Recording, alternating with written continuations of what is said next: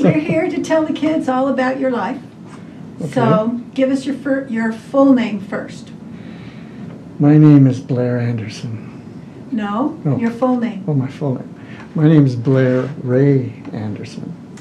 And when and where were you born? And if you're watching this, I'm probably on the other side. You're not either. What? What? When When am I and born? where were you born? I was born in Rexburg, Idaho, in 1945 on June 21st. Describe your hometown where you grew up. How long were you in Rexburg? I don't know. Probably a few years. Because the next thing I remember is living in somewhere either in Clearfield or Roy or Ogden or something, and then we moved to our house on Austin Avenue. What was that That's all. address? On Austin, Uh-huh. 1020. 1020 Avenue. Austin Avenue in Salt Lake. In Salt Lake City, Utah. Tell me USA. about what's your earliest memory? The very earliest thing you can remember of your life. I remember standing in the corner of the car when we would go on trips Up by the windshield? up by the windshield. I would stand in front of my mom on the right side of my mom and just stare out the window. So do you have any idea how old you must have been? Old enough to stand up and see out the front windshield. So maybe 4-ish, 3-ish? I don't know. Okay. Tell me about your father, his name, his birthplace, His that kind of name thing. was Ray James Andersen. Okay. And he was born in Teutonia, Idaho, or Teton, I don't know. One of those. On August 8th, 1916. And what about your mom? She was born in Rexburg, and on June 2nd, 1919. And what was her name? Esther Smith Andersen.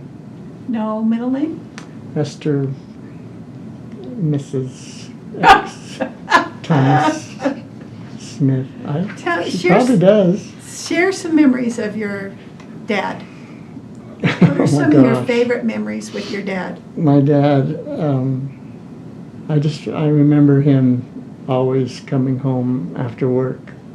His arms were always dirty, and I would go in the bathroom and watch him wash, and he would wash his hands and arms and face, and then I would just watch him shave, and it was pretty funny. It was cool. And then he was just a good dad. What made him a good dad? Well, he just seemed to know what was going on. He was a hard worker and a very frugal. Both of them, mom and dad, were very thrifty. I didn't think we were poor, but we didn't have any money. I mean, it wasn't like I felt awful, because it just didn't really matter. But I know we didn't have very much money, because we lived in a small house, and they were just these wonderful parents that taught the gospel to their kids, and they were just humble. They were funny. They were lively. They did things. They went to the temple almost every Friday night. And it was great for us, because Salt Lake Temple, they would leave at 6 o'clock and go home to midnight. Wow. It was long sessions back then. But I know that your parents sang a lot together. Did they sing around home before they started singing together? they didn't sing as much at home. I mean, they did, I guess, but they didn't really just stand around and sing together. My mom played the intro to Falling Waters every day. On the piano. Played the big intro and like 4 bars of the song, but then that was it. She never got any further than that. It was really, really cool. Describe your dad's voice. He had a good high tenor voice that was pretty pure, had a really neat texture to it, and he had very good control. He sang in barbershop quartets when he was younger, but he was, the way I remember is just, I remember his vibrato from an early age, that I remember him singing to all the way up to a few weeks before he died. He had a perfect vibrato. Wow. I don't know how you do that at 96 years old. Your dad served in the military and served in the war, didn't he? Yeah, well, he was in the Army during the war. He didn't have to go to war, which was great. But Where was he serving? The only place I know was Texas, but I'm sure he was in other places. But So he was in the Army? yes, And what rank? I don't know. General? Stop. I think he was a general. He wasn't either. I think so. Tell me about your mom. She was very pretty, very funny, very outgoing, and all my friends loved her. She baked cookies for everybody. All my friends, when's your mom gonna bake cookies? But she worked hard. She worked at Mount Air Pharmacy, and And what was your habit with her at Mount Air Pharmacy? her habit. Yeah. Well, I would go after school. I would walk up to Mount Air Pharmacy. It was about 2 blocks away, and I would get a milkshake. She would make me a real milkshake with real ice cream and chocolate. Chocolate. Lots of chocolate and toast. And she'd butter the toast with a brush. It was really cool. So I got spoiled. So your mom was pretty crafty though too, wasn't she? Yeah. She used to sew a lot. She used to, but I didn't know it at the time. I wasn't paying attention to it, but I know she did a lot. And she did,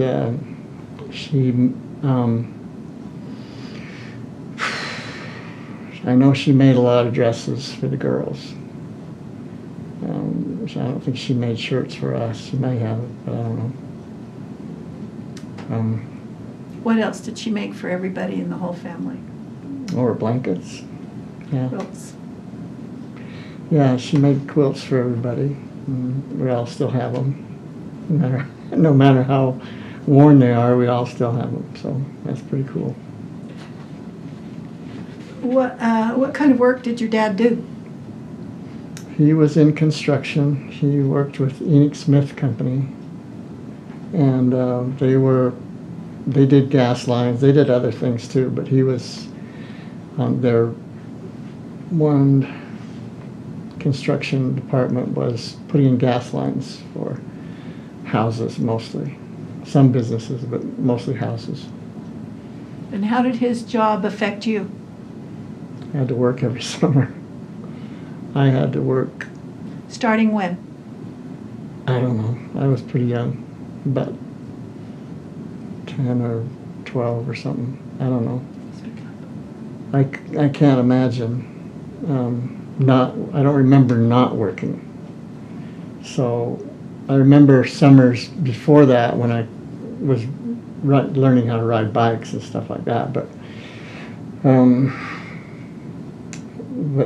working with my dad was working with, I didn't see him much because I was working with the other guys, but I just kind of was a runner and holder-oner of things and passer-arounder of things.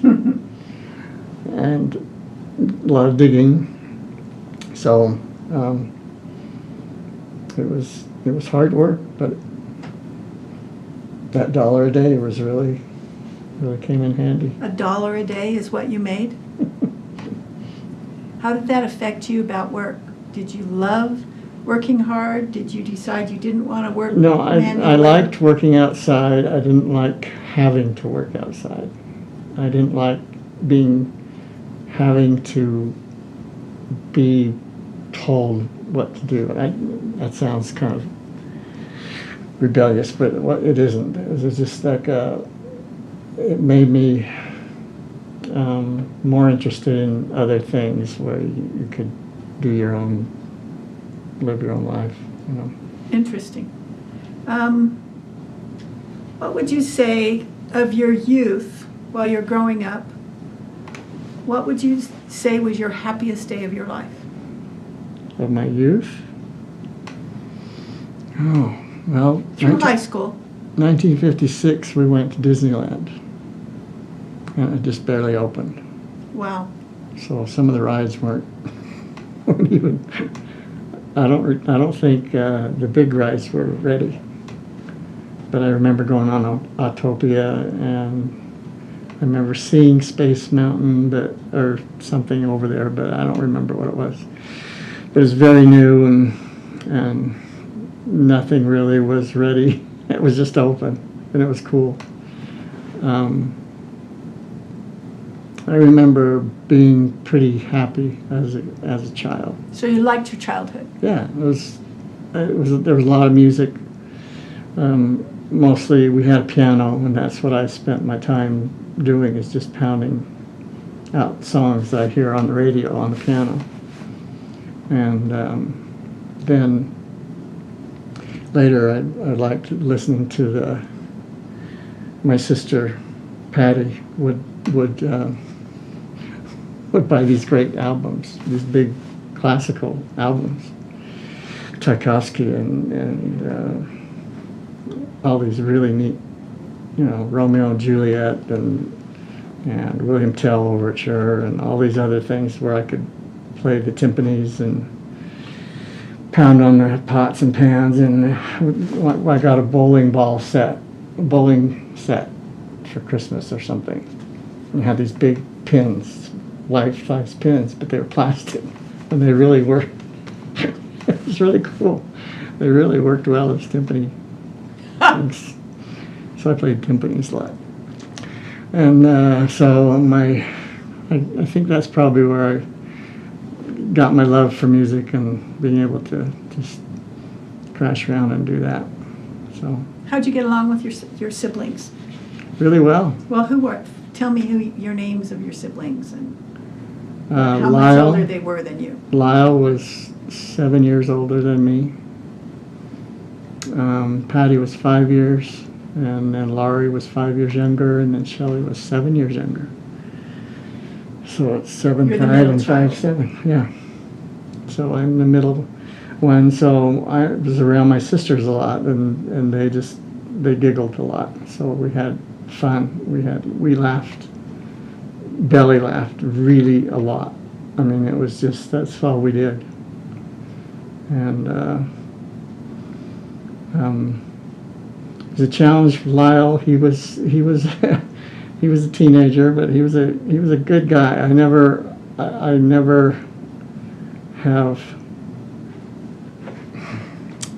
wanted to have bad feelings for him, because I know that he was much older than us, and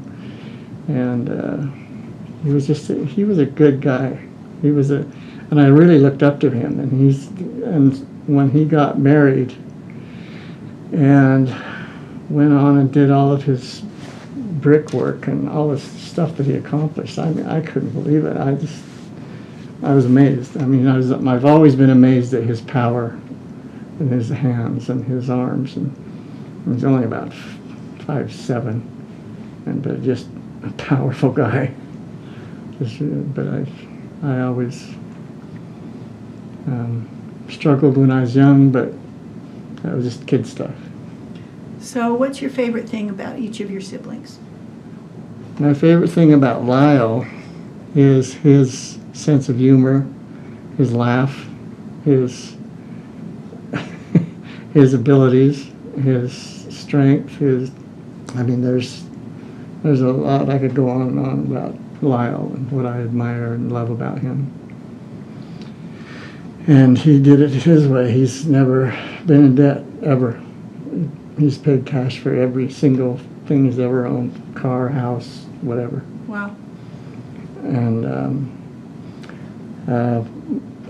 Patty was my big sister, and she just took care of me. She just loved me and was, we had the best time. Tell me about when she got a job and what your high school years. She got a job up at the bank. Gosh, what was the bank called? Valley Bank. Valley Bank. That's right. Thank you. It was Valley Bank, and she used to buy me stuff. She'd buy clothes for me, and she'd buy albums, and buy all this great music and stuff. So what Jazz. award did you get from the clothes that she would buy for you? I got best dressed. When I was in the 8th grade, I was best dressed boy. So. And you got along really well with Patty all your life. Always. Always. The same with Laurie. Laurie was, we just hit, we were just buddies, She was always, she laughed at everything, everything I did. Didn't matter what I do, she'd laugh.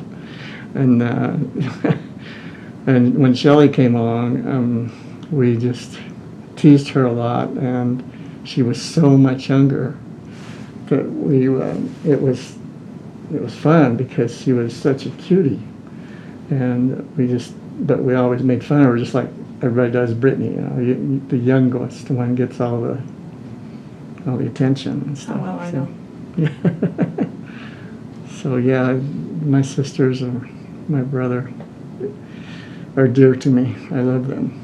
Do you have a story or anything or a memory that your parents shared with you when you were young that's kind of stuck with you, that was tender to them, or something that happened in their lifetime that mattered to them?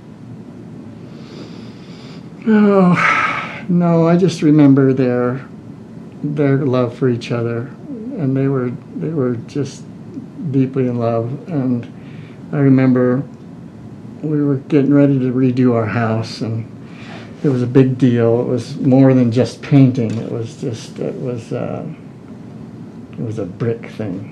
So on the back of the house, my dad put in big bright orange over the gray house.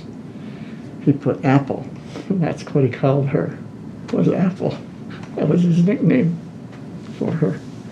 And huge big letters all across the back of the house. So that was there for several months because it took forever to get that. And he everything, our whole basement was just a big slab of cement. So he turned it into a laundry room and a bathroom and a couple of bedrooms, and he did it all himself. He put new windows, just brought home from his construction. He would bring home a big jackhammer, break out the wall, and create a window for downstairs. And did everything. Built a garage. We didn't have a garage, so we built one.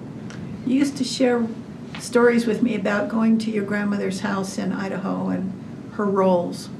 Yeah. Tell us about those. Grandma Smith in Idaho and Rexburg, she would make these rolls that were about this big, and she had grease and flour all over the whole kitchen. And she'd just flap them around and throw them out there and bake them, and they'd come out this big, and they were really good. They were just the best. Do you have any memories of Idaho and going up there? Yeah, I used to go up there every summer, and from when?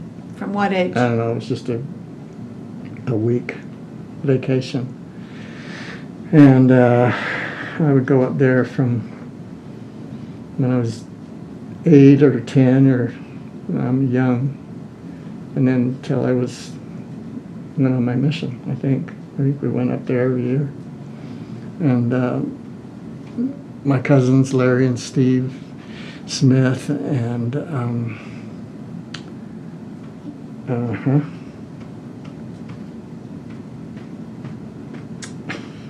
And they worked on the dry farm. No, they worked on farms, but they had cows and stuff. Oh, okay. So we would get up at 4:30 or something, and Aunt Uncle Tom, his wife, and I can't remember who it was. I can't remember her name. She would have breakfast At 4:30 in the morning? And we'd eat like crazy, and then go out and milk cows and have fun, and be really cold, and it was really dark, and then we'd come out, and so we had a lot of fun. Did a lot of dumb things. A lot of really dumb things. Shot each other with BB guns, and it was just fun, crazy stuff. Do you have any heirlooms from your family, from your mom and dad, something that you cherish that you've gotten from them? I've got from my dad. I've got several things. I've got his back scratcher. I've got his little award that he got for Scout Leader of the Decade or Universe or whatever it was. Yeah, but I've got those things, and Woody, of course. And What was Woody? Woody was Woody was little. Everybody knows Woody. He would put him on his knee, or put him on this little board that he had sitting on it, and he would tap his knee, and the board would bounce, and Woody would jump, and he had this. It's like a little jointed doll. Yeah. And what did he do at the same time? He played harmonica, and I tried it once, and it was not easy, so I couldn't do it. So he did it, and it was really good. What else do you have? You have your dad's bowling ball, don't you? Yeah, I've got that somewhere. Your mom and dad used to go bowling a lot? Yeah, and I thought I wanted that ball. That's all I wanted from my dad. And we finally got it. I hadn't used it since I was a kid. And I tried to put my fingers. I couldn't even get my fingers in the holes, because he had skinny hands, and me and my brother had thick hands. So it didn't work out so well. But it's a treasure. But I still have it. Anything from your mom? I don't think so. So, what places did you visit as a family that were fun? Places that you went on trips, or what was your vacation time like? We went up to Idaho mostly, and the trip to Disneyland, that was a biggie. I guess that must have been really expensive at the time, because I remember that really well. I remember being in California and all the weather and the oranges and the grapefruits on the trees. We're going, wow, this is really cool. I don't see this everywhere. Did you like to camp as a family? Did you camp out? I camped out when we did scouting and stuff, but we didn't go much as a family. Tell us about your scouting experience. My scouting was just, we had a big scout troop. We had a bunch of us, and we had a couple of bullies that affected me a lot. They were not fun to be around, but we had, the rest of us were just kind of fun-loving guys, and we had a lot of fun. And I was. And who was your scoutmaster? My dad, Ray James, and he he was pretty effective because he's gotten letters and phone calls, and even in the later years of his life, he'd get calls from guys in our scout troop. I remember you were so, it just he affected me so much. So he was a good scoutmaster, and he was a good leader. Mainly because he loved kids. It wasn't about doing all the work, and that was fun part, but he made everything fun. When we learned how to do knots, and we learned how to make rope. We learned how to make candles. We learned how to, live in the trees without anything. You don't have anything. Go out and live with. What do you do? And he taught us how to do that. So he was a pretty good scoutmaster. When did you become an Eagle Scout? How old were you? I was 14. Wow, that's quite an accomplishment. Yeah, it was. 2 years. It was good. It was a lot of merit badges and a lot of work, but a lot of it was rewarding. Some of the merit badges I didn't enjoy too much. Community service or whatever that was. I can't remember what it was. But there were some they're very memorable, like life-saving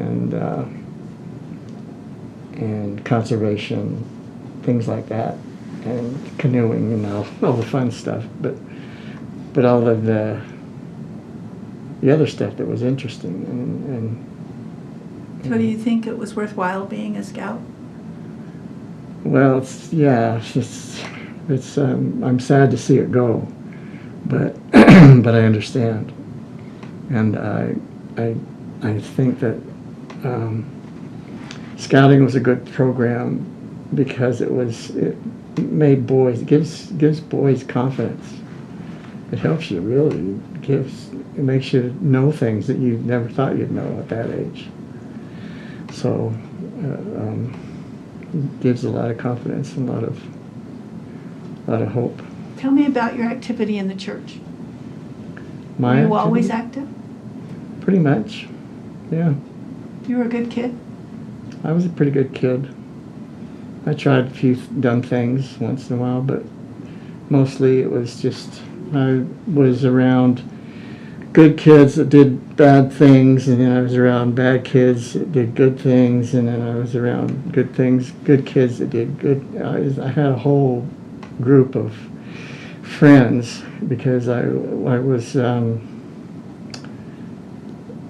was pretty friendly and very little. I was tiny. I was like Hayden in high school. And Hayden's 9 or 10, and but it helped me with bullies because they loved. I had a hard time with bullies, but I had other friends that would step in, and so I didn't have fights and stuff like that. I had a few, but not many. But I was a pretty happy kid, and Were you a good student? no, Were you average? What? I was really good at music. really got straight A's in music. Got 1 A- in high school in music, but that's about it. The other things I just didn't push myself. I didn't want to. I wasn't very. I wish I had done better, but I'm glad I got through it. I'm glad I worked hard enough to get through it anyway. But What kind of hardships or tragedies did your family go through while you were growing up? hardships, tragedies, I don't know of any. I know we had a young girl in our ward when we were out on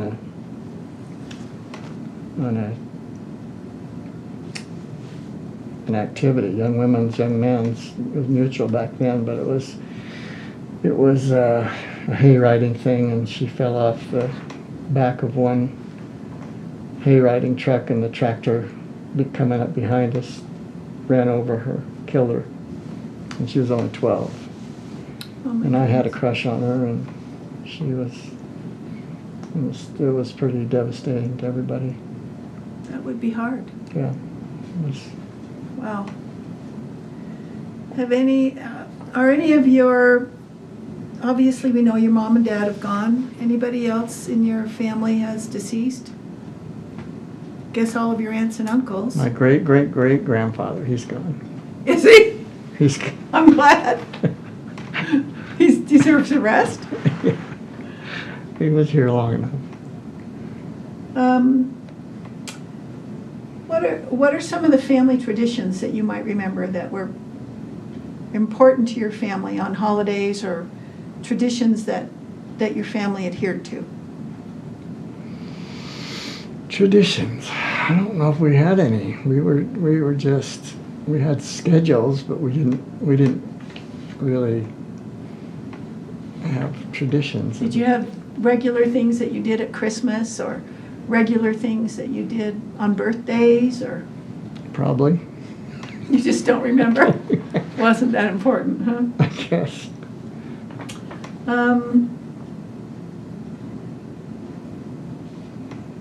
Talk about your aunts and uncles. Were you close to them? Or who were you close to of your aunts and uncles? My aunts and uncles. Well, they all lived in Idaho. I had one aunt and one uncle here in Ogden, Uncle Grant and Aunt Bernice. But yeah, I got along with all of them. They were You saw a pretty- lot of your Aunt Irene. Yeah, and all my mom's sisters, I saw a lot of them. My dad's, we had to look. They lived up in the woods in Idaho, and they were out there. And my aunt Helen, who just died this year, I've always been fond of her. She's a dear lady. She's Cool. going to be celestial. Where did you go to school? Tell me from elementary up. I went to Roosevelt on 9th East and 33rd South. I went to that school from kindergarten to 6th grade. Then I went to Granite Junior High School, which was next part of the building of Granite High School. It was on the south part of the building was Granite Junior. And that's another thing that helped me in my music. That was my favorite time of music learning, was junior high school. 'Cause I had Mr. Beckstead as the teacher. And one of our classes, I don't remember which class it was, history or, one of them were sitting there. And we're across the walkway or something. But Granite High had their choir, they would be at the same time. So I would listen to their choir all the time.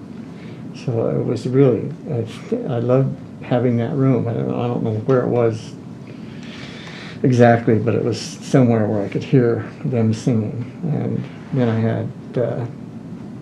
had in junior high school, I had band and I had orchestra. So What did you play? I played, Mr. Beckstead let me play the clarinet and the E-flat clarinet, with a little short one. And he let me play the bass clarinet and the baritone sax. And occasionally let me play the timpanis. And that's when I broke in. I snuck in. Tell us about that. One morning, I used to sneak in the band room because they had the glass pane windows. There were sections of panes, and one of them was out. So I would sneak I would crawl through. That's how little I was. I'd crawl through this little window and go in there and put on a stereo and play to the music, play to the whatever music it was. I would play the timpanis and whatever else. And one time I'd snuck it in there and played, I think it was, I can't remember, I can't remember the name of the song. Anyway, it had a big timpani thing in it. And I was, I was just hitting the heck out of them. And I didn't know how to play them. I was just playing like crazy. And I did this big crash, and it went right through the head. And this big old drum like this, I just put the stick right through it. And so I panicked and left, but I stood by the door and waited for him to come to school. I told him what I did. And I don't remember what he said, but I remember that he made me feel like he said, I don't remember the exact words, but he said something like, if you're willing to come in here and sneak in here and play my stereo and play this music, and you love music that much, I could care less about the stupid drum. And that's cool. How it made me feel. Very cool. Obviously, music was your favorite subject at school, all forms of it. Did you go to college? Later, yeah. I went to Mount Sac and took some computer programming classes, and then Citrus. And where was Mount Sac?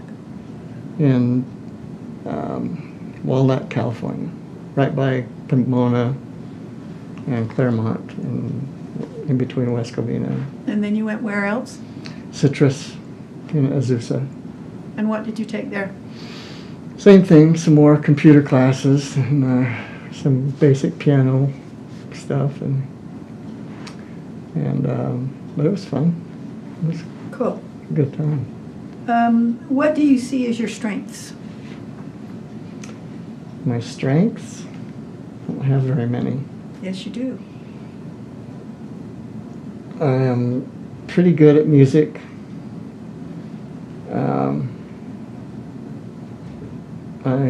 I feel like I have a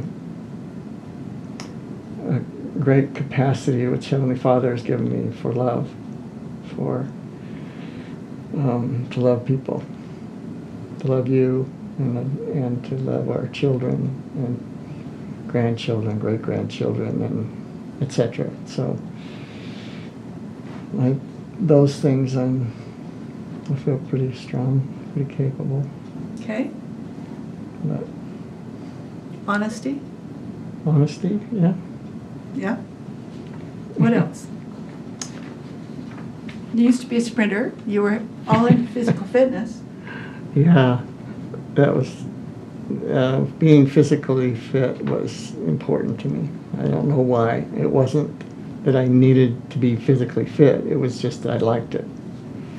I liked having strength and be able to, play basketball or whatever. So your daily in the morning would be getting up at? I used to get up and go over to the track in Claremont and run wherever we were. You weren't a distance runner, you were a sprinter. I hated distances. Okay. And so I never could get into that because it was just really hard for me to run long ways.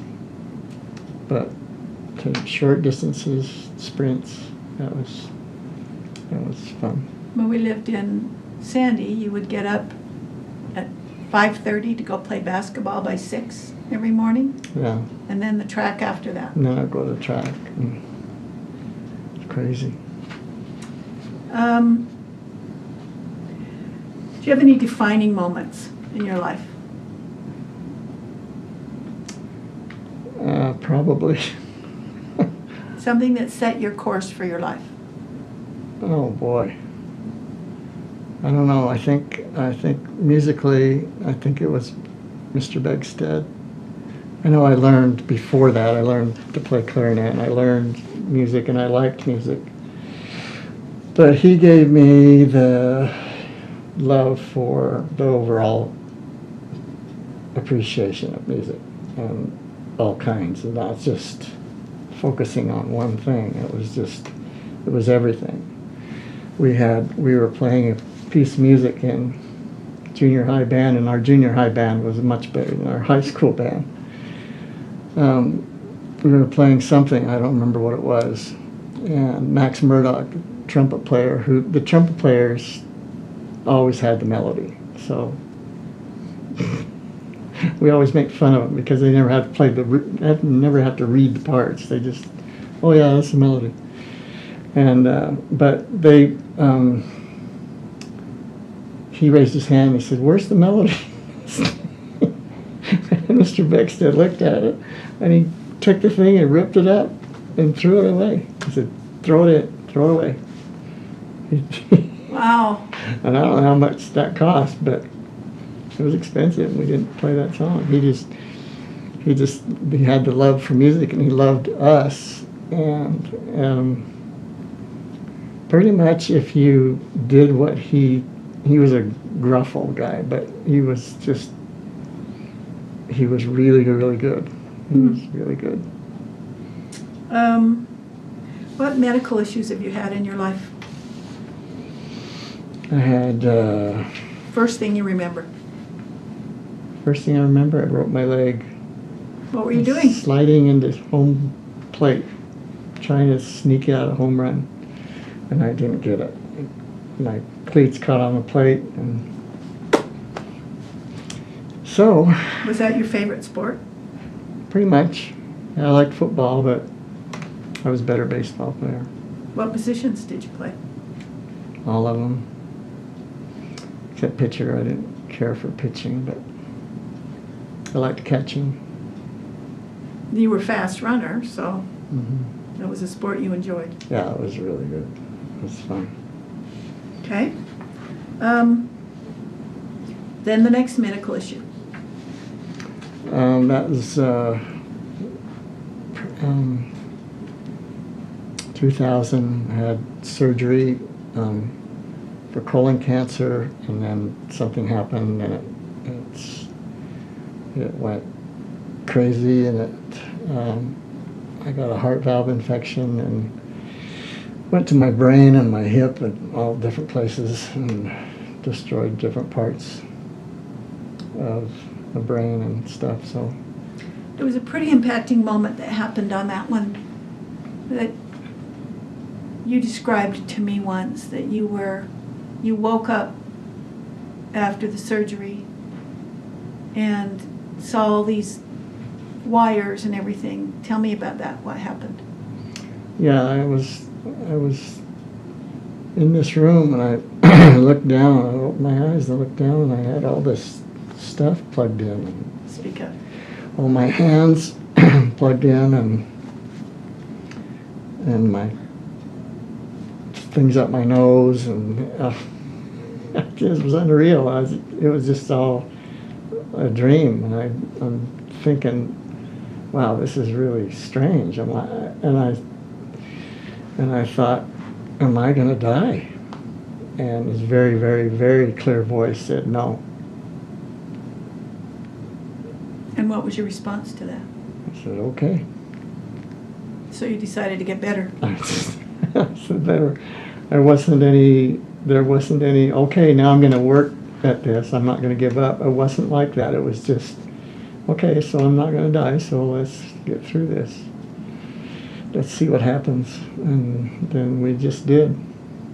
Were there any things that happened? That was it was a big deal to have you there, because I don't think it would be not impossible, but it wouldn't have been probable that I would have gotten through it, because there wasn't a reason.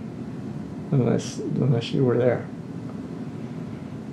So, Thank you. Was religion important to your life? And is it? yeah. Yeah, it's, So somewhere along there you decided to go on a mission. yeah, music had become so important to me that that's all I wanted to do.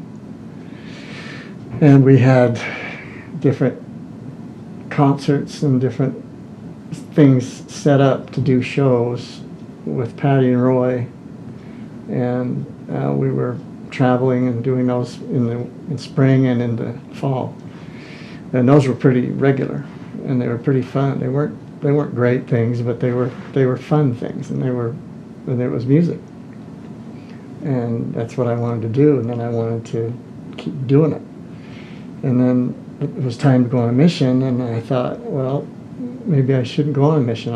Maybe I should just do this, and Patty and Roy and different people just said, no, it's pretty important to go on a mission. You should do that, and this music's not going to go anywhere. Da, da, da, da. So that's what I chose, because I knew it was important to my parents. I knew that I didn't go for them, but I didn't want to disappoint them either. And and when I got my call to Ireland, I wasn't sure. I didn't know where it was. I didn't know if they spoke English. I had no clue. That's how ignorant and dumb I was. But it was a good experience, and I met some awesome people and did some great things, and just made a lot of lifetime and eternal friends there that I wouldn't have otherwise. And President Stephen Covey was our mission president, and then President Yossi was after that. What do you think you learned? What was probably the most one or two important things you learned by serving a mission? The most important thing I learned was dedication to Heavenly Father, because the times on my mission when I was focused and dedicated were the times when I really understood what it meant to be a missionary, and what it meant to what I was actually doing. Some of the times I was just kind of blah and didn't really know why I was there. It was just something to do. It was a pretty country, and the people were great, and all that stuff, and we did our work, but it wasn't, it didn't seem like it was that important. It didn't seem that way because I wasn't focused, but at times that I was, then it was really an eye opener and very telling, because that's the way life is. It's if young people, the people that are going out on missions now are so ready to go, and they know so much more than I did. I didn't know anything, and I learned by reading in the lessons that we were supposed to memorize to give to the people. I didn't know that happened. I didn't know all that. So I learned a lot too. So. Any other defining thing that you felt you gained from your mission? I'm just glad for that experience and that part of my life. I don't regret going. If you wanted to say something to your grandchildren or great-grandchildren about serving a mission, what would you say? I would say be ready and learn, and don't be afraid. Don't worry about it. Just do it, and the key for missionary work is to love the people you're going to talk to.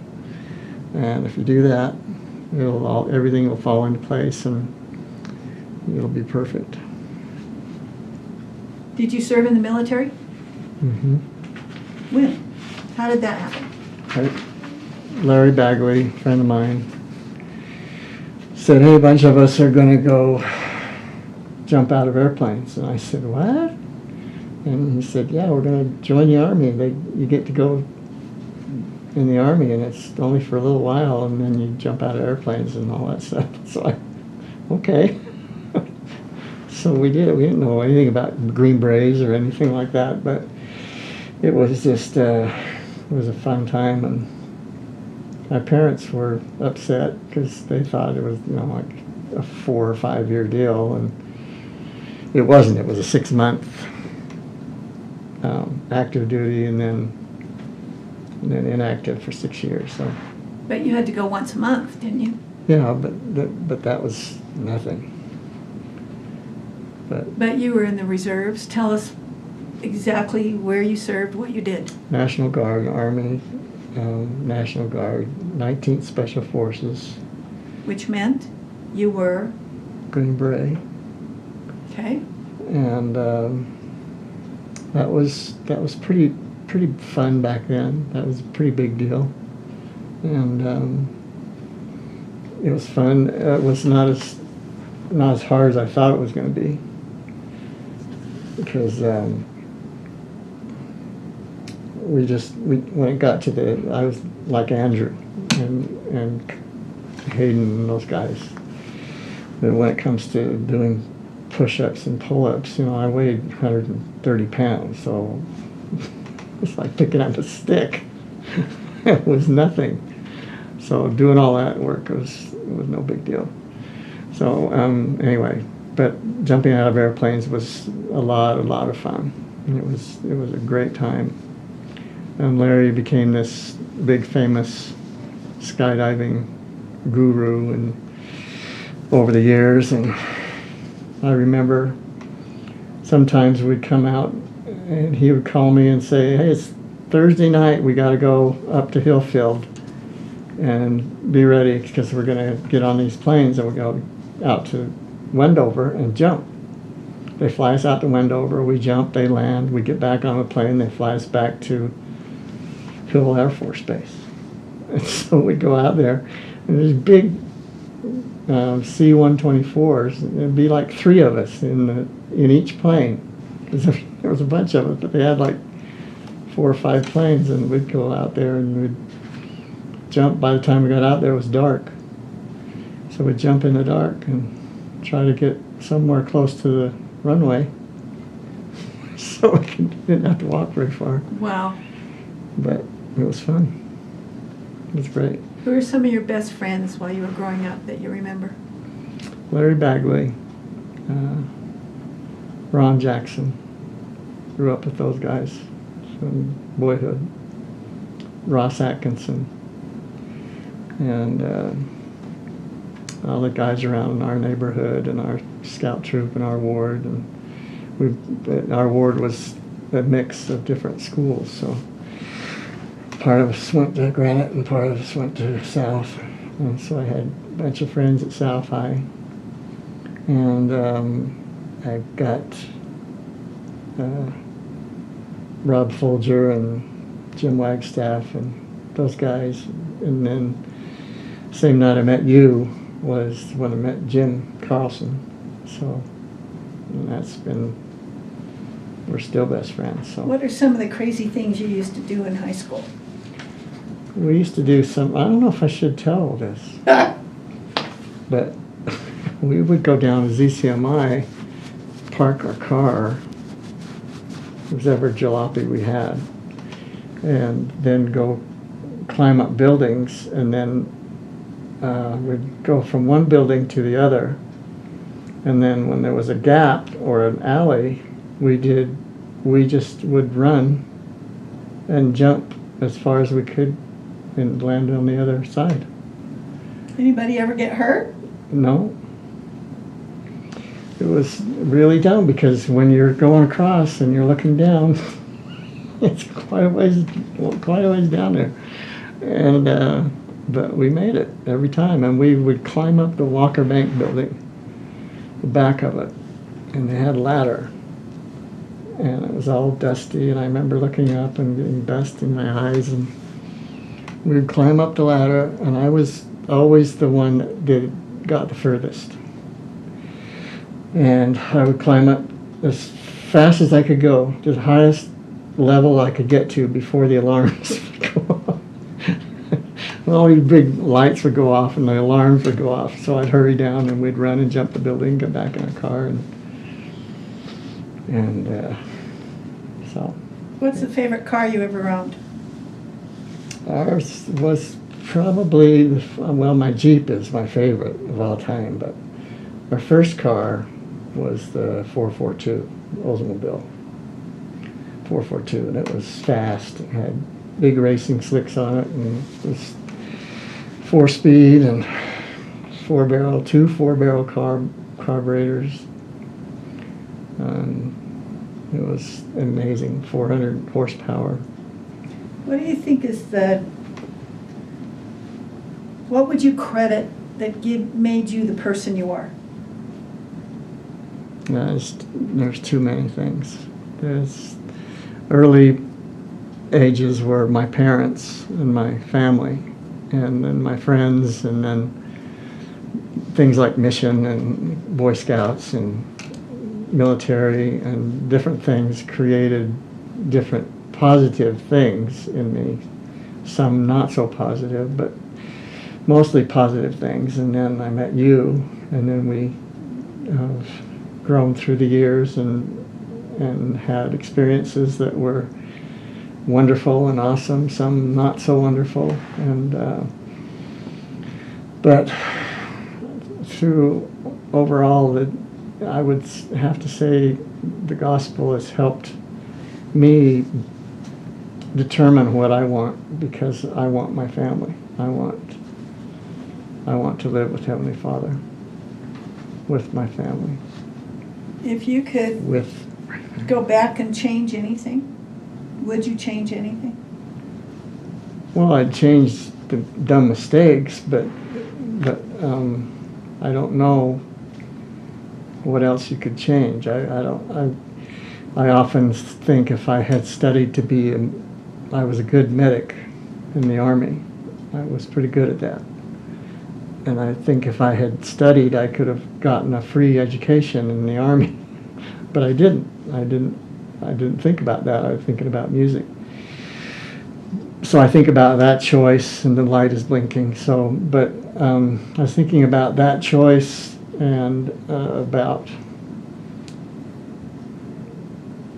wanting to be in music and actually being in music, and the experiences I've had in that industry with the people that I've met over the years, by sticking to that and having you say, yes, you're going to stick to this, you're not going to change. That has been a big deal. So, one final statement to your family.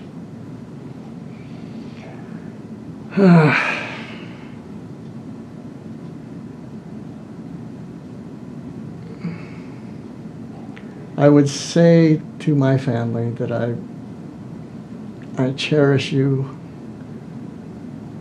beyond measure. And at times it sounds preachy. At times it sounds like we are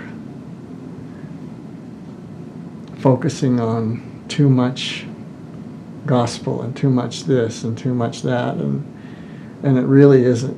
It really boils down to, we love you and I love you because the Savior loves you, and I know what He has in store for you, and I want you to know that. I want you to know the things that you can learn and you can know if you will just trust the words that you're hearing from us. Because we love you beyond anything you can ever imagine.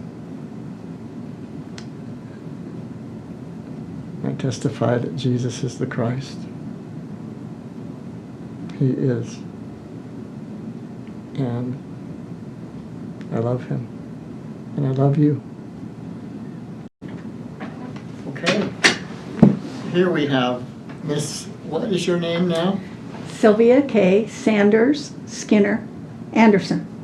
Okay, Sylvia K. Sanders Skinner Andersen. Yes. What's something unique about yourself? I'm pretty outgoing, Really? pretty assertive. No. You're kidding. I am. Uh-huh. Where do you think you got that from? My mother. Your mom. And what was her name? Pleasance Furs Skinner. Furs. Skinner. Aha. And when was she born? And where was she born? She was born in Idaho, and I can't remember. It started with a D, but I can't remember the name of the city. I can look that up later, but it was a little town in Idaho. She was raised in Utah on a farm. She was one of 12 children. My grandmother and grandfather were farmers from England. They met here in the United States, and they were members of the church, had joined in England, and came here, found each other here in the United States, got married, and bore 12 children, raised them in West Jordan, Utah. Wow. And they were quite a heritage. And so where did your mom get her assertiveness? My grandfather. Yeah. My mother was very quiet. My grandmother was a very quiet, prim English woman, very tiny, built like my older sister Cecile. She was about 4'11" and about 95 pounds. Wow. And very proper English woman. And that's where we all got our required behavior with manners and etiquette and diction and proper grammar. So you learned how to chew gum. And never gum. And it was started with my grandmother, very, very proper, and proper table manners. You set the table properly.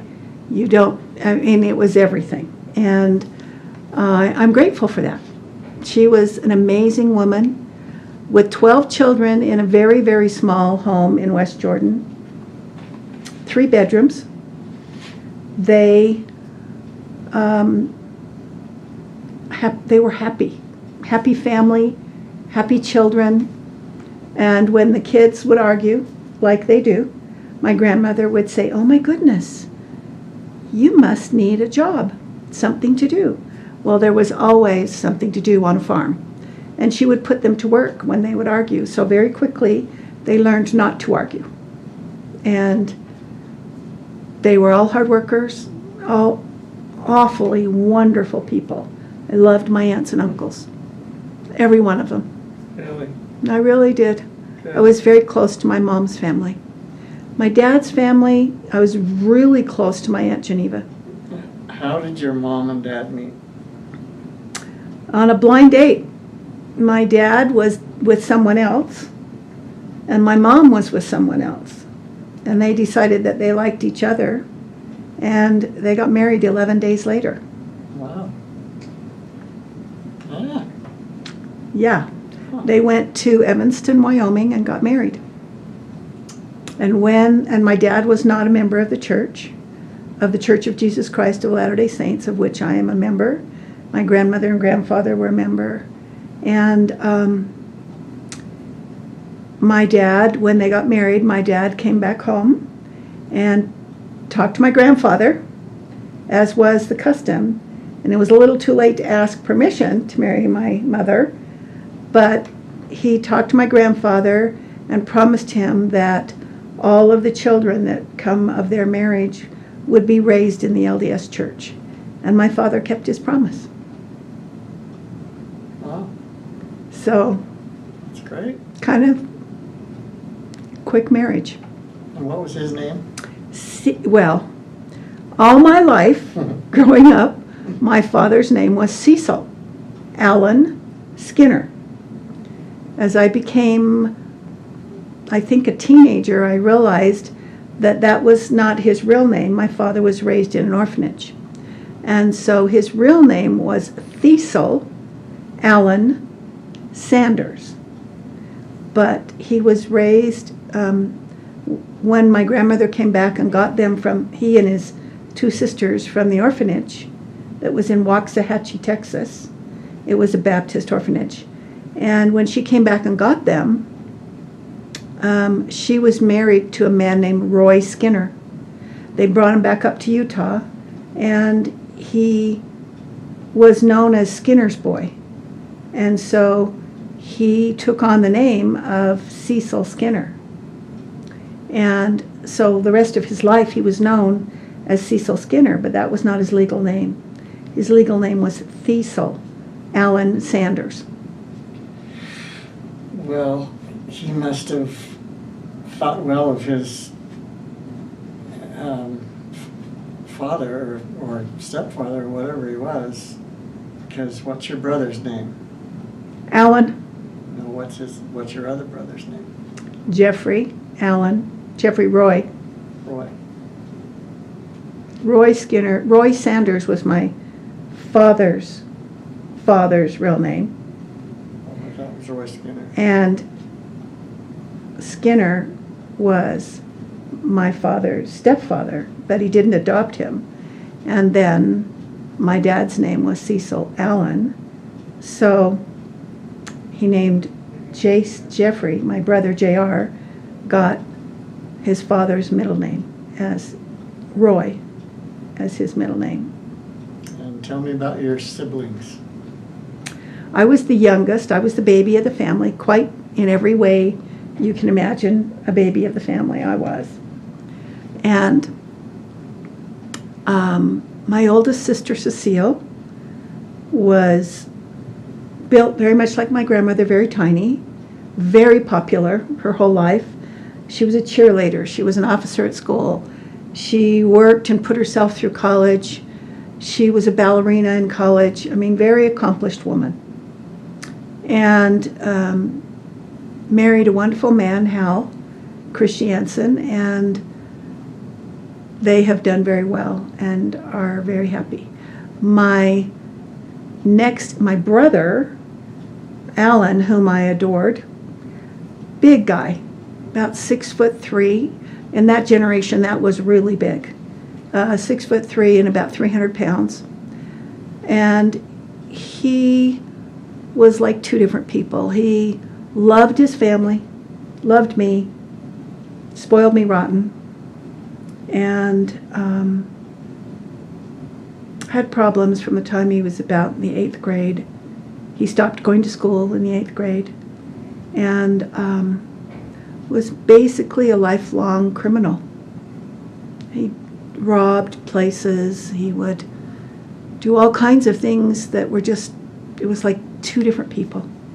He loved his family, and yet he just couldn't support himself without stealing things. And as an adult, I've realized that he was probably dyslexic and couldn't get an education because it wasn't diagnosed at that time. And so he always just thought he was dumb. He was told he was dumb, and he believed it. And so he had a troubled life, a very troubled life. And yet he and I remained close. And there was 10 years apart in our age. But we were pretty close all of our life. And when he would go into prison, various prisons, I went to see him in every one of them. And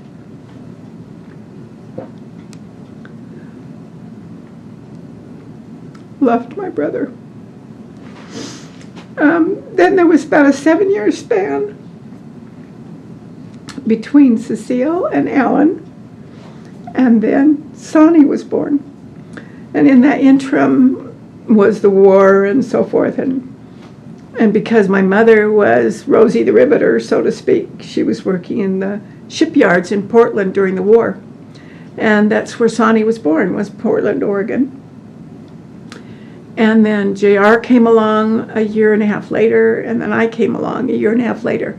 So there's 7 years between Alan and Sonny, and then Sonny and I are 3 years apart, with JR in the middle. And we've always been the closest three. I lived with Sonny after I graduated from high school for that summer and felt my oats and loved living with her, and then went back home and went to college for 2 weeks. To be discussed later. Anyway, I loved my sisters and brothers. We were like all kids. We used to fight like cats and dogs, and yet we were close. So. Do you have any family tradition things you liked about your? Well, Thanksgiving to me means all the regular stuff that everybody has of turkey and dressing and gravy and mashed potatoes. But my dad being Southern, you didn't have Thanksgiving without homemade noodles. And to me, that was the only thing that mattered to me of the whole Thanksgiving dinner was homemade noodles.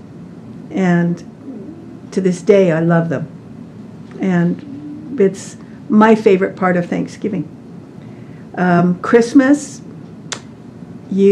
when you were old enough, you got to put up the Christmas village.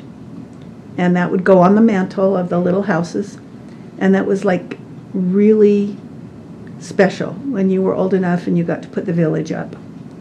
And we would put up our stockings on Christmas Eve.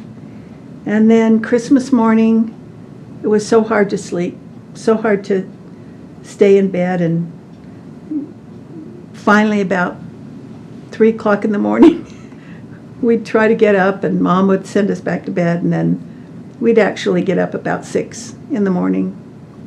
And it was always special. We were poor. I knew that now, but I didn't know it then. We didn't have money. My father worked and my mother worked, and my father was handicapped. He had the use only of one arm, and that happened when he was 18. He was in a mine shaft and didn't hear them. They used to do it manually, and they would drop these big boulders down in the mine shaft to break away other rocks and boulders to keep digging. And he was in a mine shaft and didn't hear them yell, "All men out." And they dropped the boulder, and it hit him on his shoulder and on his elbow, and it severed the nerve. So for all of my life that I ever knew my father, he was handicapped and could not use his right arm. And yet he worked every day. He had a job, and he took great pride in the fact that he was never on welfare. And he worked hard, was a very hard worker. He loved selling cars. Selling cars was his favorite thing in the whole world. Well, you explain what happened when he had an accident later about his leg. When my dad was 70, well, you know, I need to know a little bit more about my dad. He used to sit wherever he was sitting, in whatever chair. He had a tablet and a pencil, and he would be writing numbers, 1,000 of this and 1,000 of that, and you'd have that. I mean, was great at math, and he was always thinking in his mind of what he could do. And he loved to sell cars, and he would get these cars and fix them up and resell them. But his weakness in life was he was a gambler, and he would go to Wendover often, weekly, and gamble.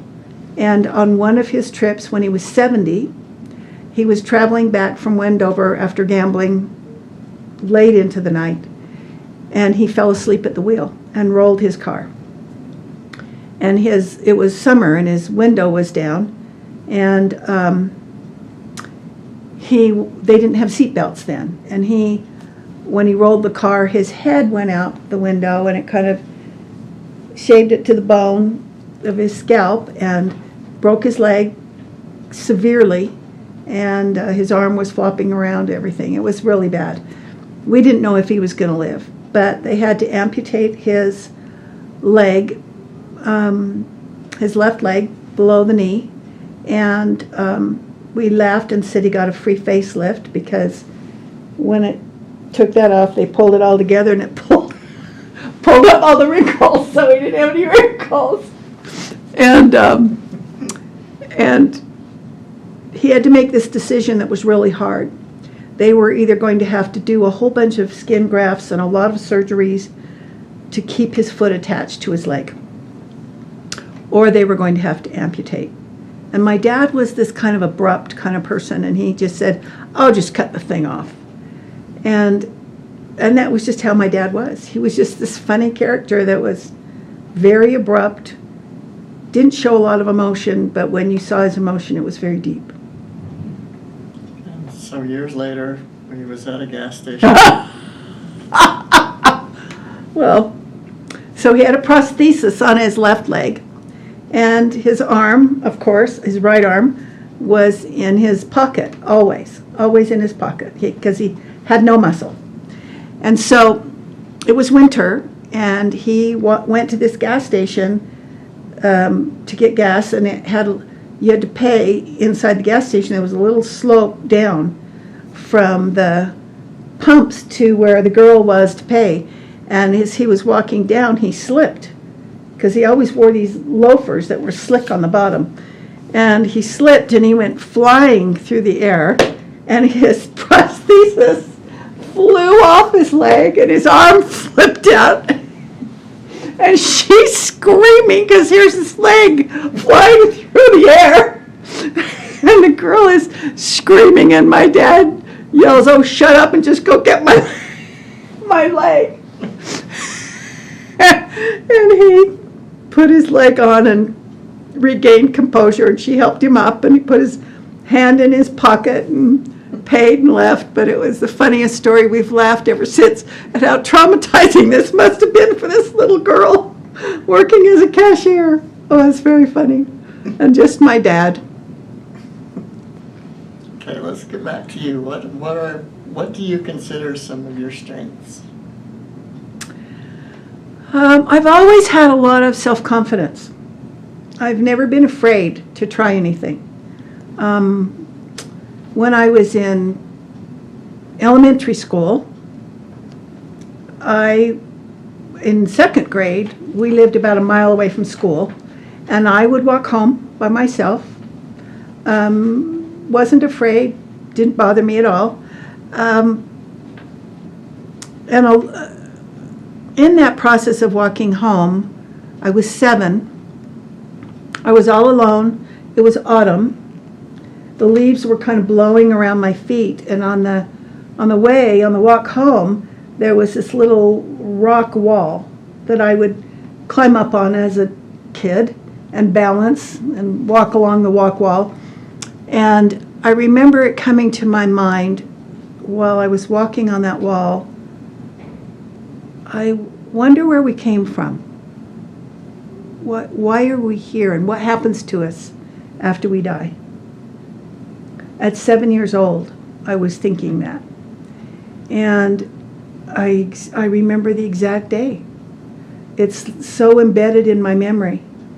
And I know that I kind of always was really guided toward the church, toward the gospel. And I mean, I was never a perfect child, far from it, but I was, church was important to me. It was a part of my life.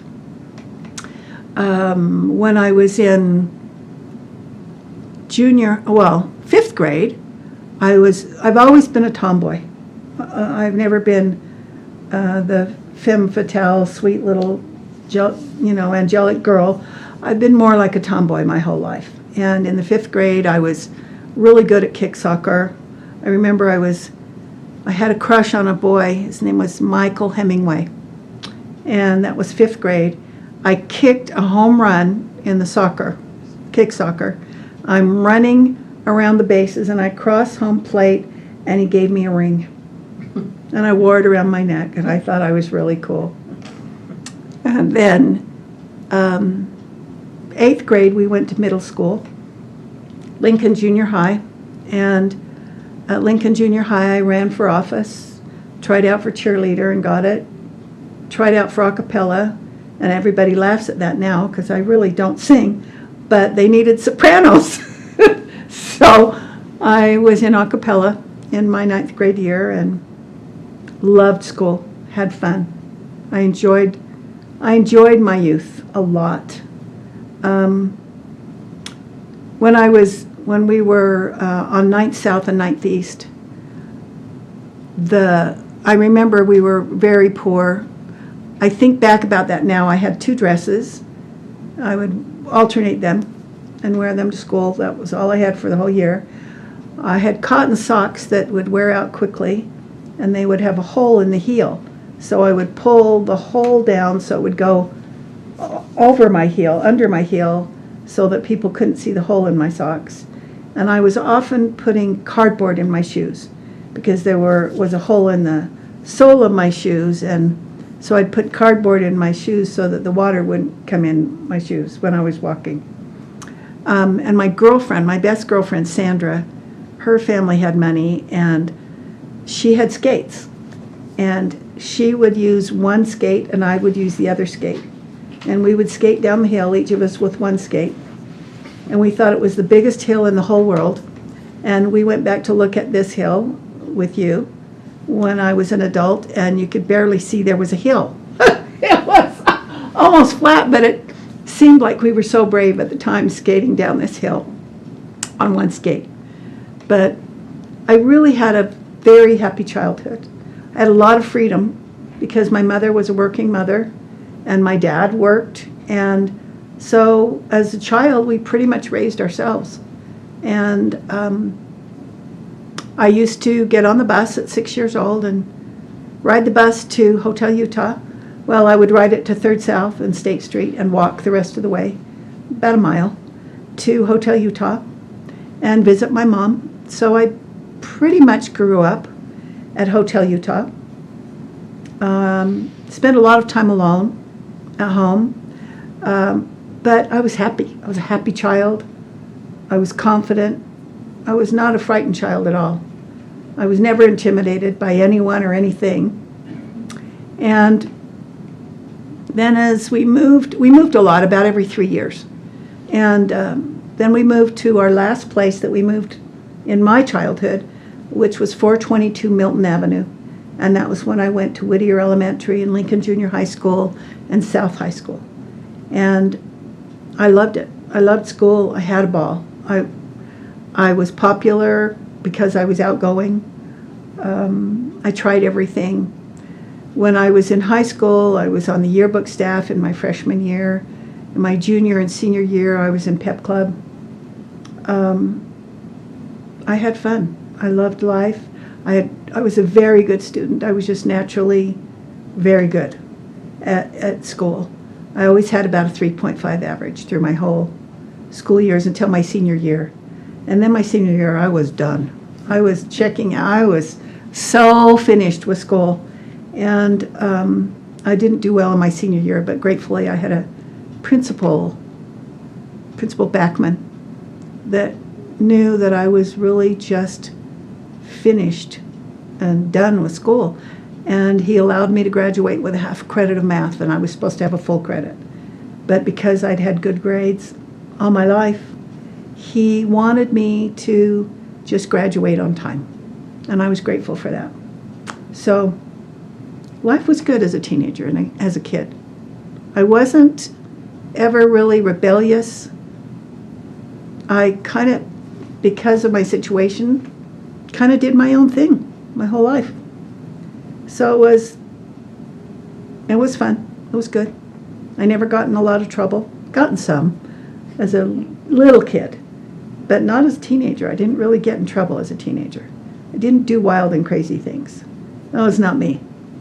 I had wild and crazy friends, but I was a pretty good kid. And it was a good thing for my mom because she needed the rest. How did you meet your sweet husband?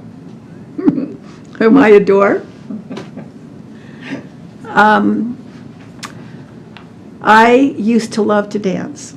I was a good dancer. I loved music from the dance point. I didn't play an instrument, had no musical skills, so to speak, but I loved music as most teenagers do. And in those days, there were no places for teenagers to dance, to go anywhere to dance.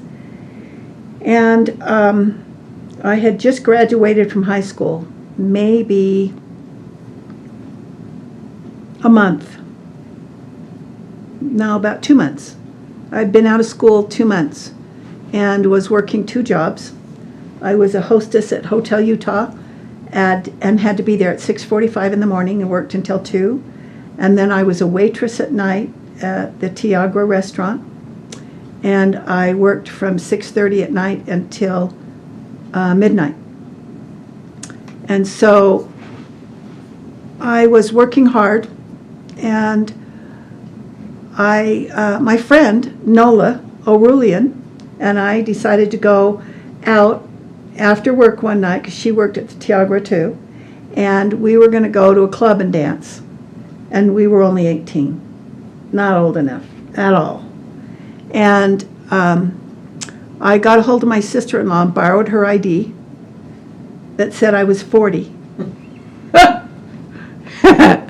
And Nola and I went into the Crow's Nest, and it was a club on State Street in about 5th South. Went in, the place was jam-packed. We didn't get there until like 12:30, till about 12:30. And the place was jam-packed, standing room only. I remember the bouncer at the door that checks your ID laughed hysterically when he saw my ID and said, just, if you see the Vice Squad come in, go hide in the bathroom. And that's what I used to do. I would go in, and so I went in, this first night I went in, I recognized one of the band members, and I had seen him at another dance somewhere. Somewhere I had seen him in a band. And I went up and said hi to him and visited, and we chatted, and we all went to breakfast after. And I went back the next night. And the next night I had met everyone in the group that night, which included you as the drummer, and Jim Carlson was a vocalist, and Kim Clough was playing he was bass, I think, and then Jeff Rowe was the guitar player, and Jeff was the one that I knew. And so I went back in the next night, and Jeff comes running up to me all scared, said, my girlfriend's here, my girlfriend's here. I guess he thought that I cared about him or had a crush on him. No. Anyway, so and Jim and Nola had kind of paired off. So I went up to Blair, who was sitting on the drums, and I said, teach me how to play the drums. And that was it. We started going out to breakfast after he'd get off work, and I had tips. I had money because I was working 2 jobs, and so I would buy breakfast. And I remember the first breakfast that we went to. I'll never, ever forget it. Nola and I were not active in the church at the time, and I used to drink a lot of coffee. I just liked the taste of it, with about 12 gallons of sugar in it. And so the waitress came up to the table, and being the assertive, aggressive person that I am, she said, would you like anything to drink? And I spoke up for all 4 of us. I can't believe I did this. I said, yes, 4 coffees. And you spoke up, and you said, no, 2 coffees and 2 milk.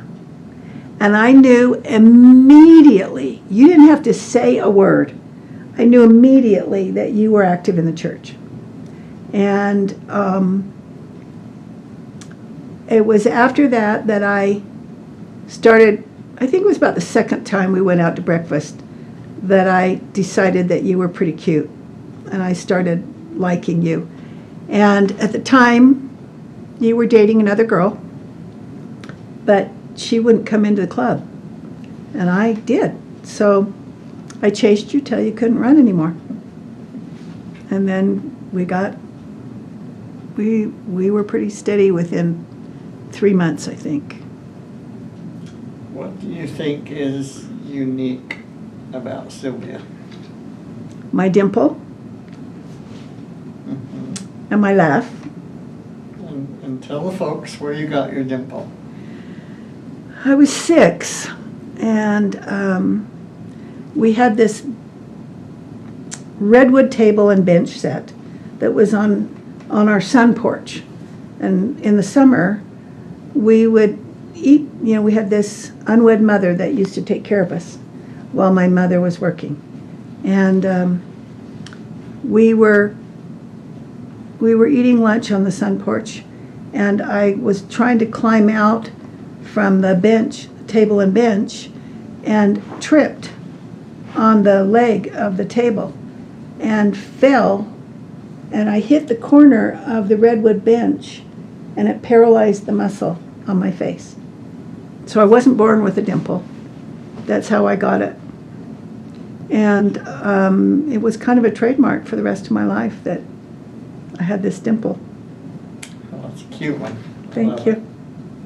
Thank you. Tell me about some of the technologies you've seen since you were a child, since Oh my goodness. That have come along that have changed. I remember when we finally got a television. Television may have been invented as I was born, but we again were poor, and so we didn't get it right in the beginning. But I remember the screen was only about this big around, and it was black and white, and there were 2 stations or 3. And one station, I remember, on Monday nights, it was wrestling. It was boxing, Monday night boxing, and my dad loved boxing, and we would be stuck watching boxing every Monday night, no matter what. But I also remember, that must have been in my elementary school years, it was. And in junior high school, I had stayed home from school, and I was laying in front of the television watching TV, and the announcement came on that President Kennedy had been shot. And I remember, that was in junior high school. I remember exactly where I was, and I was home alone because I was homesick. But that TV was amazing, and I loved it. And after that, we used to play a lot of records, had a lot of dance parties at home. My older siblings would have these dance parties, and Elvis Presley was very popular, and my sister Sonny loved Elvis Presley. And we have some home movies of her doing the jitterbug, and Cecile dancing, and Alan dancing with them, and they were cute. We had fun. And let's see, what else came along? Then then of course we got color television, but we didn't get that for quite a while. I remember when I was working, when I first started working as a salesperson, doing what I do now,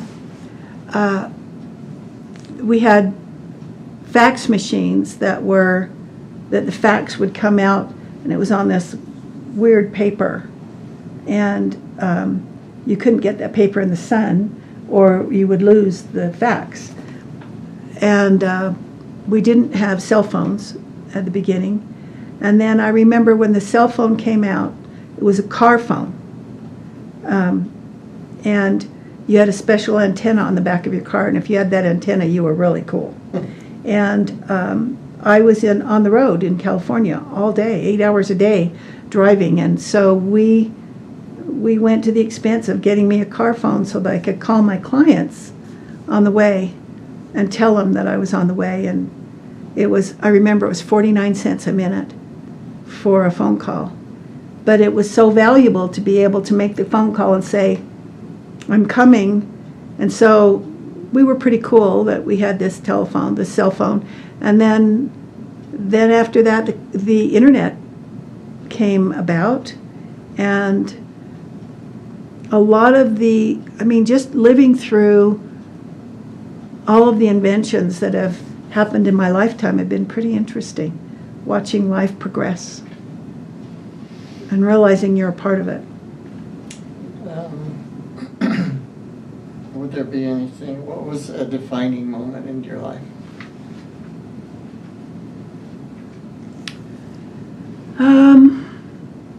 There are a couple. When my father was gambling a lot, and it was really hard on my mom, and they separated for about a week. That watching my dad make that mistake over and over and over and over again of gambling away his paycheck. And I think the last time I really saw him do that, you and I were dating. And my dad had gambled away his paycheck, and bills had to be paid. And so we had no food except scones for 2 weeks until my dad got paid again.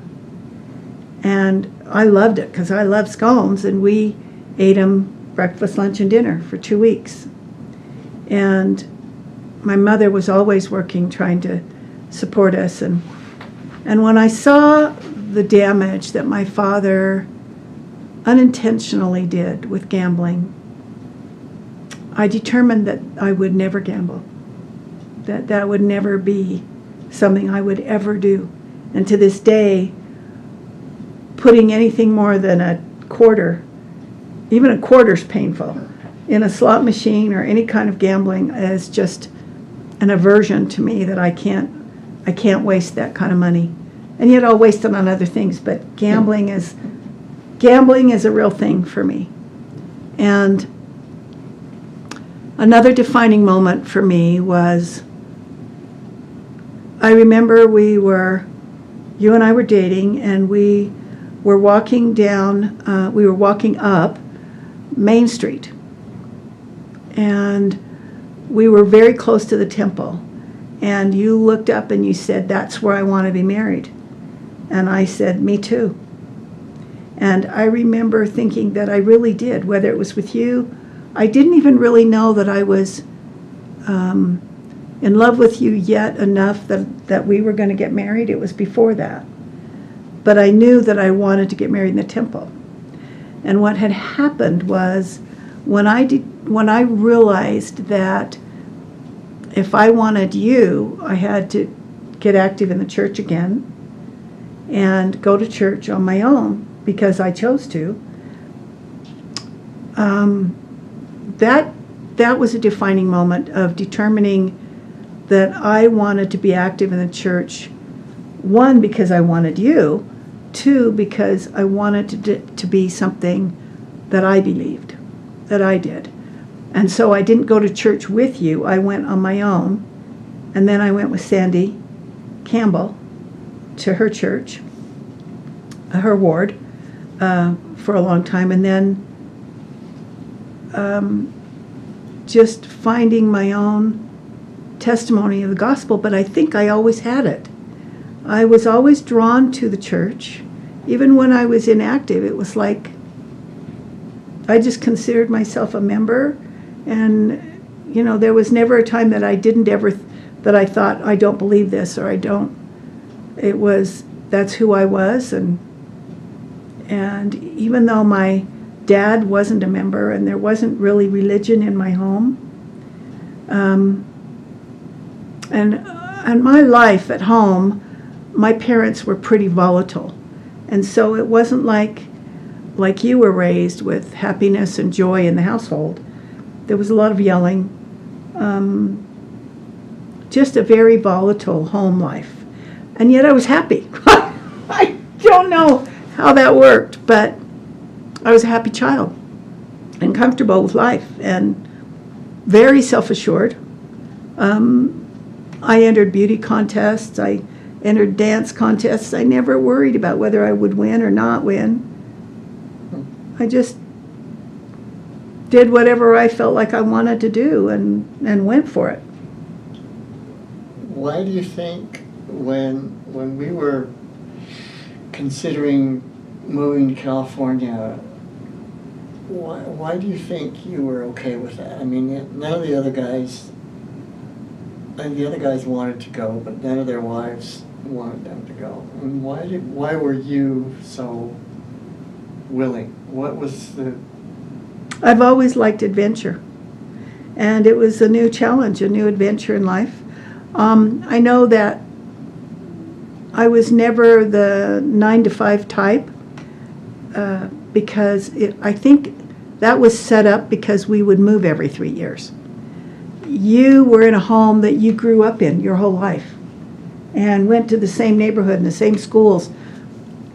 Every 3 years I had to find new friends and make new friends and live in another house and live in another neighborhood. And it wasn't until we moved to Milton and my parents bought that house that we were in one place, and that was in the 5th grade. And so until the 5th grade, every 3 years of my life, I moved another place. I think that made me very self-assured because I had to practice making new friends. I had to be fearless. I know, but weren't you nervous about leaving a job or leaving No, me getting a job? no. That was just our life. We had made that commitment that you were in music. I knew you were in music when I married you, when I dated you. I knew that's your career. And so it was never a question of what we would do to advance that career. That was just what we did. That was the next step of your career. Just like if someone went to college and then got a job in New York and they had to move their family because of the job, that was what we were doing. It was just how we lived. It wasn't without trial. It was really, there were some really hard times. When we moved to California, right after, we'd been there about 3 months, I think, and you got word that the group that you were hired to work with didn't feel like they were ready to go on the road. And we were suddenly out of work, and I was pregnant with Jason and very sick, couldn't work. And we were living on $7 a week for groceries. And it was really a rough time. And yet, we survived it. I've looked back on every trial that we've gone through in our life, and every trial that I've gone through in my life before I met you. I think there's been a blessing in every one of them that have made me stronger, have made me the person that I am. I think that because I kind of was on my own so much with my mom working my whole life, which I loved that she worked. I was really proud of my mom. I'm really proud of everything she accomplished. And I enjoyed growing up at Hotel Utah. It was like a fairy tale, being able to go to the hotel. I knew all those workers, every employee on every area of the hotel. I ate great food.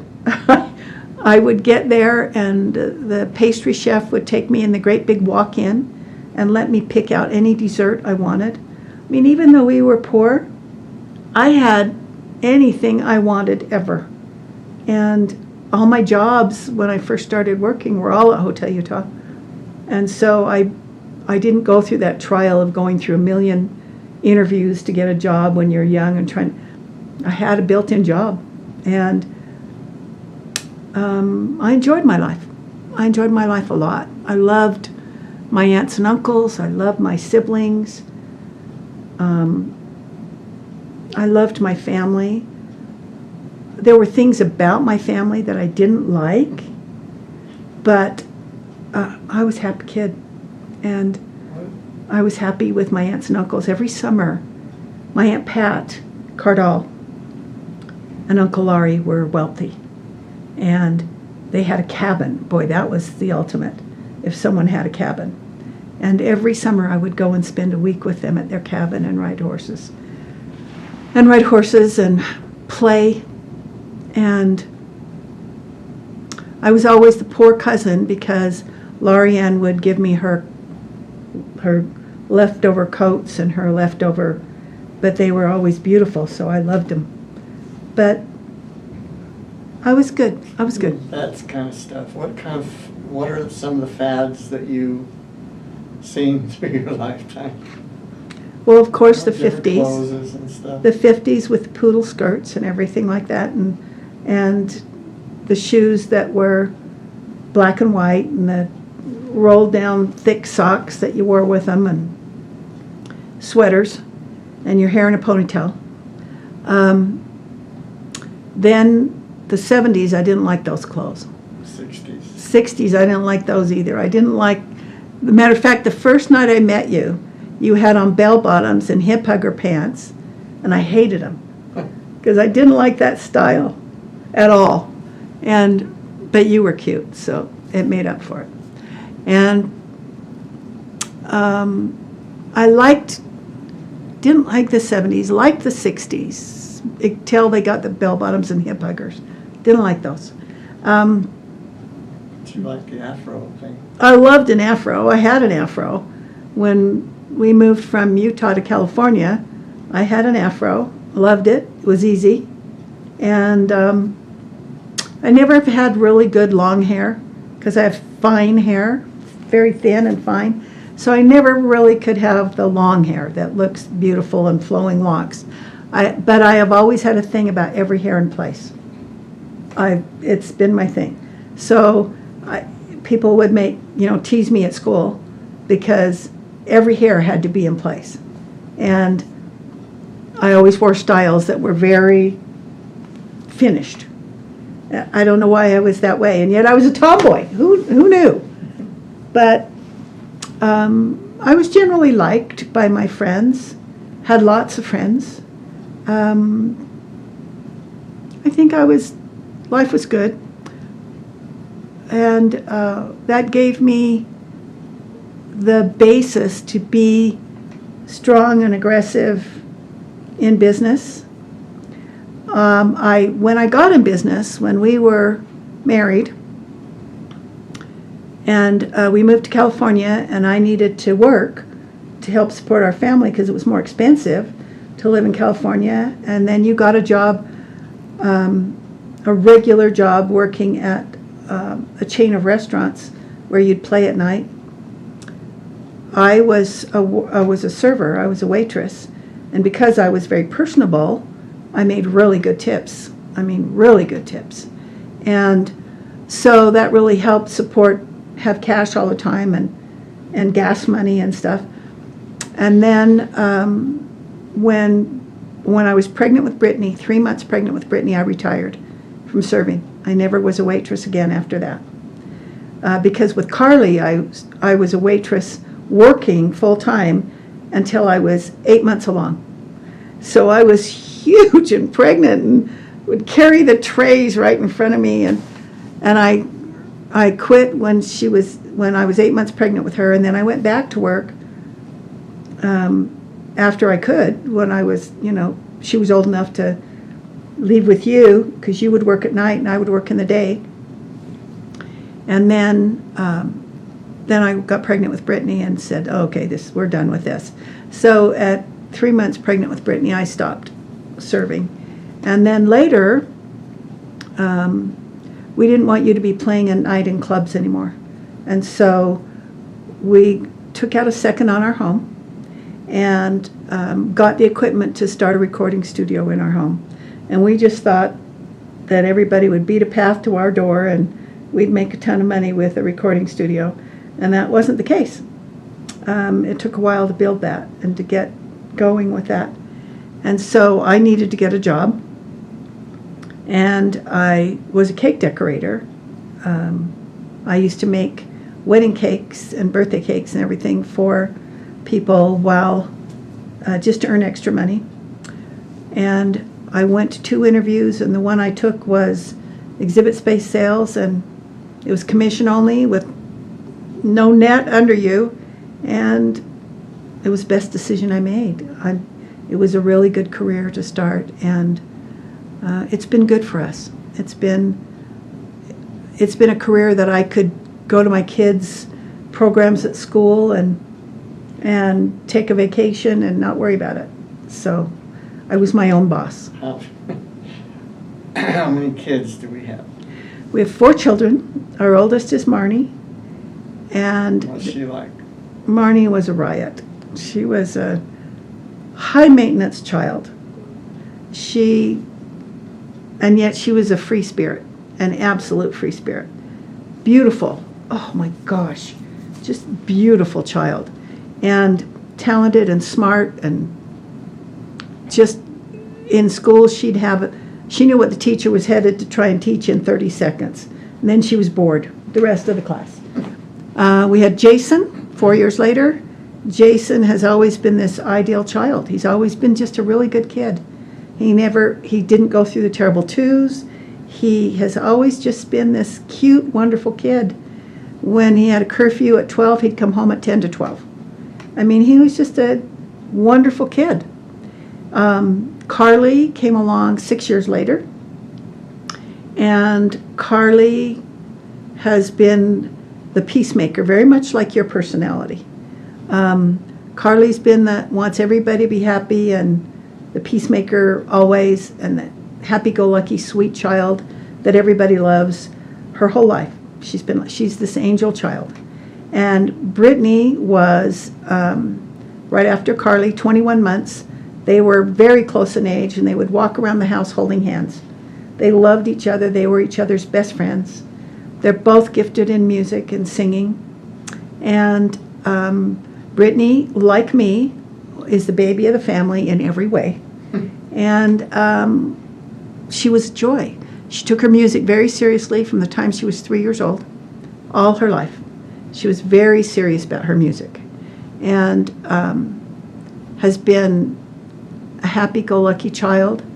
Some trials, all of the kids had some trials in their life, but they learned from it, and they've been wonderful kids. I love how our children love each other and how they love us. And that has been the joy of my life. That we are not one of those families where the children don't speak to each other or don't get along. They love each other. They love each other's spouses. They love each other's children. We just love each other. We have a happy family. And I think our children had an idyllic childhood from the fact that they have parents that loved each other and stayed together forever, and that they loved each other. And that isn't often anymore. So I'm grateful for that. I think we have a good family.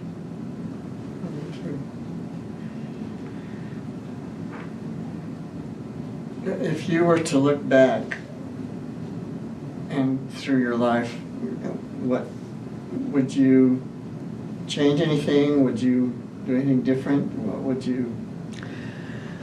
Well, I mentioned earlier that I went to college for 2 weeks, and then I withdrew.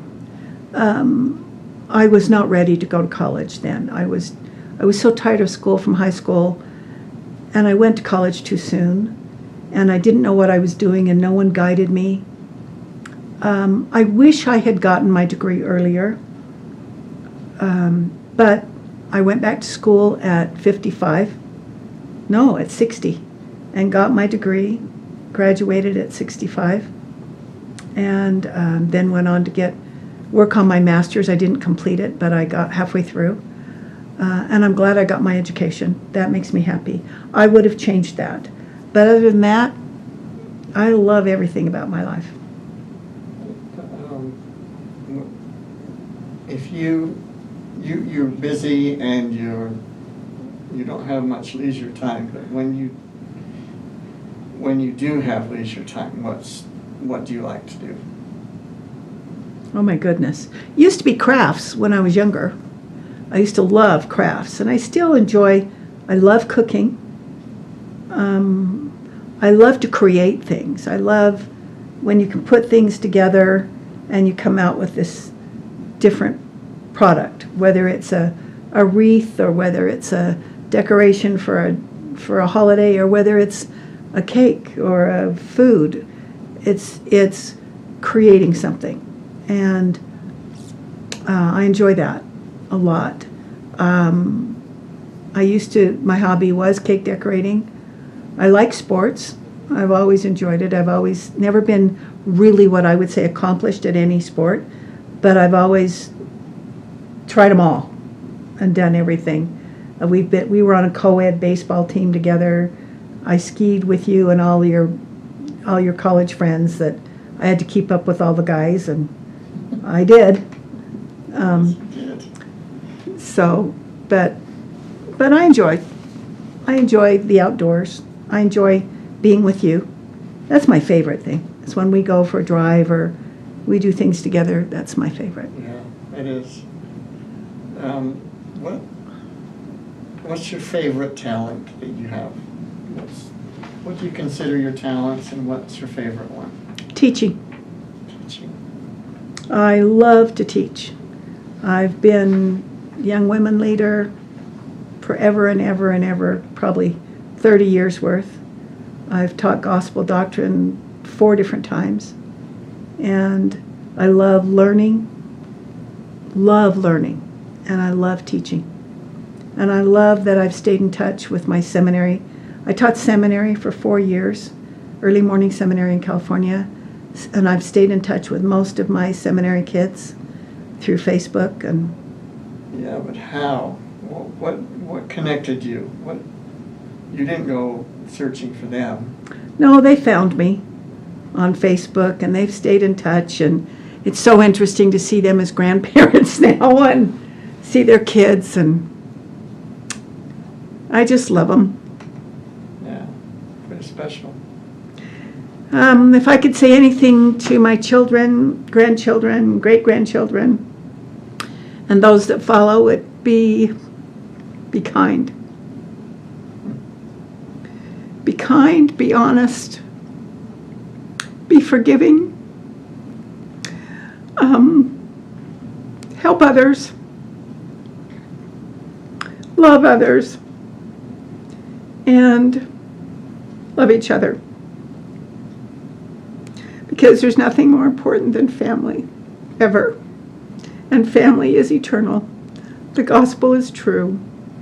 We are an eternal family. And all of you, for all generations, are sealed to me and to Blair forever. And so you will be with us, so you probably should know about us and decide you like us. I love you all. Forever.